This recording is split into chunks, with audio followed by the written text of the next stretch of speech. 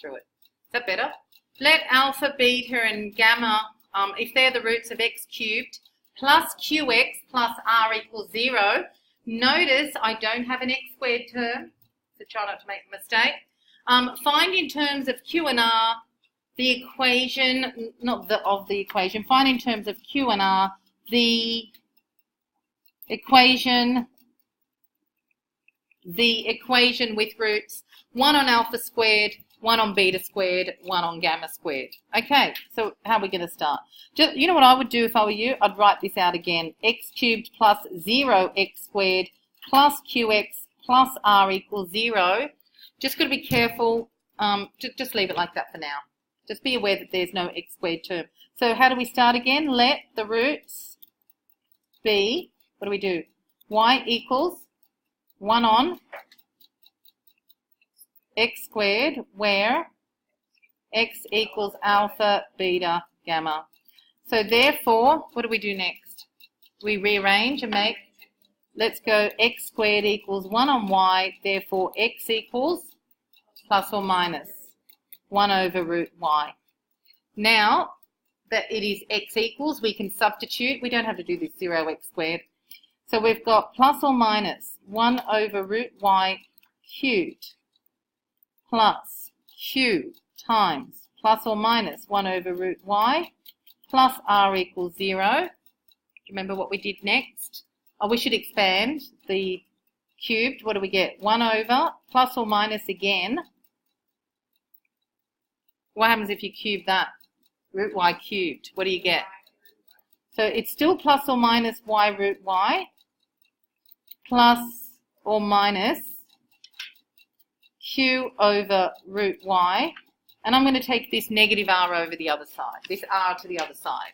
So I've still got plus or minus 1 over y root y plus q times that would be plus or minus q over y root y equals minus r. I'm going to take this plus or minus out the front, and I'm going to get 1 over y root y plus q over root y equals negative r. And why am I doing that? So that I can square both sides. So now I'm going to go squaring both sides.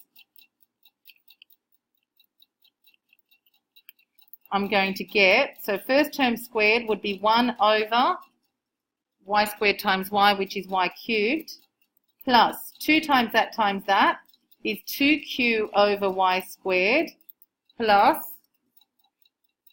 q squared over y equals r squared. Now what do you think I'll do? I mean, you can do the replace now if you want, but I don't want y's on the bottom. So what should I do? Multiply through by y cubed, because it's the biggest power of y on the denominator, and I would get 1 plus 2qy plus q squared y squared equals r squared y cubed. And now what will I do? I can put everything over on one side if I want. So r squared y cubed minus, I'm going to do my y cubed term first, then my y squared, then my y, then my constant, minus q squared y squared minus 2qy minus 1 equals 0. And now I can just replacing the y with an x as my last step. I will get r squared x cubed minus q squared x squared minus 2qx minus 1 equals 0. And that is now in terms of q and r equation with roots 1 on alpha squared, 1 on beta squared, 1 on gamma squared.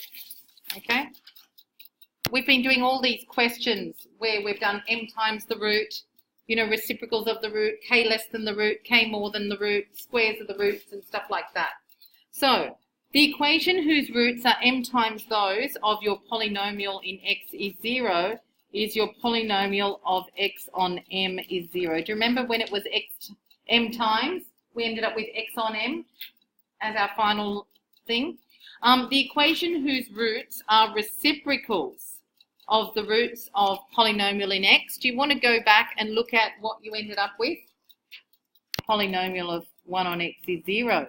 because you have y equals 1 on x, but then you make x the subject and you get x is 1 on y, and then you replace the y with the x, so it's polynomial of 1 on x is 0. The equation whose roots are k less than those of your polynomial in x is 0 is polynomial of x plus k is 0. Okay? Alana. So the next one will be polynomial of x minus k is 0.